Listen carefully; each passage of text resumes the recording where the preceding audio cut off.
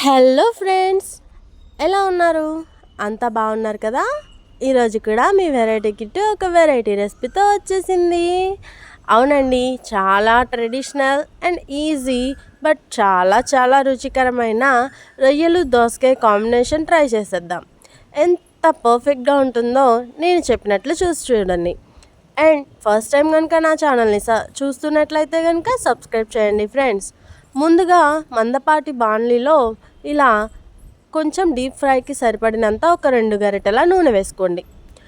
రొయ్యలను ఒక పావు గంట సాల్ట్ వాటర్లో నానబెట్టి ఆ రొయ్యలను నూనెలో యాడ్ చేసుకోండి. సో ఇలా చక్కగా ఫ్రై చేసుకున్నట్లయితే దానిలో ఉన్న వాటర్ అంతా కూడా బయటకు రిలీజ్ అవుతుంది. అండ్ రొయ్యల్ని ఎక్కువసేపు ఉడికించకూడదన్న విషయం తెలుసు కదా, ఉడికిస్తే గట్టిగా అయిపోతాయి. సో ఒక 30% ఉడికించి తీసి పక్కన పెట్టుకోవాలి మనం. ఇలా రొయ్యల్ని అటు ఇటు కదుపుకుంటూ అన్నీ కూడా ఈవెన్గా కుక్ అయ్యేలాగా చూడండి. చూసారా, ఇవి బ్లాక్ కలర్ నుంచి ఇలా కొంచెం రెడిష్ ఆర్ పింకిష్ షేప్లోకి కలర్లోకి వస్తాయి. సో వాటిని తీసి పక్కన పెట్టేసుకోండి. సో మనం ఉడికించేదంతా కూడా వాటర్తోనే ఉడికిస్తాము, అప్పుడే టేస్ట్ కూడా అదిరిపోతుంది. సో ఆ వాటర్ కొంచెం మరిగిన తర్వాత ఒక 2 ఉల్లిపాయలు చిన్న చిన్న ముక్కలుగా కోసి పెట్టుకోండి. ఒక 3 పచ్చిమిర్చి లేదా కారం ఎక్కువ కావాలంటే ఇంకొక 2, అలాగే ఒక 2 టేబుల్ స్పూన్ల అల్లం వెల్లుల్లి పేస్ట్ కూడా అదే వాటర్లో వేసేయండి. చక్కగా ఈ నీచు వాసన అంతా పోయి చక్కగా ఆ ఉల్లిపాయల పచ్చివాసన పోయించే వరకు కూడా వేయించుకోవాలి. ఆ తర్వాత దోసకాయ ముక్కల్ని ఇలా అదే వాటర్లో వేసేయండి. సో దోసకాయలోంచి కూడా కొంచెం వాటర్ ఊరుతుంది.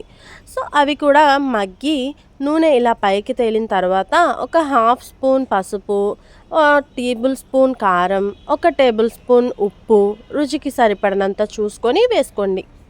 సో ఈ మిశ్రమం అంతా కలిసేలాగా బాగా కలుపుకోండి. అడుగు అనేది మాడకుండా కలుపుతూ ఉండాలి. చూసారా, చాలా సూపర్గా ఉంటుంది. తర్వాత ఇలా మనం వేయించి పెట్టుకున్న రొయ్య ముక్కల్ని యాడ్ చేసుకోండి. చాలామంది అన్నీ కలిపి పెట్టేస్తారు, అప్పుడు రొయ్యలు ఎక్కువగా కుక్ అయిపోయి అంత టేస్ట్గా ఉండవు.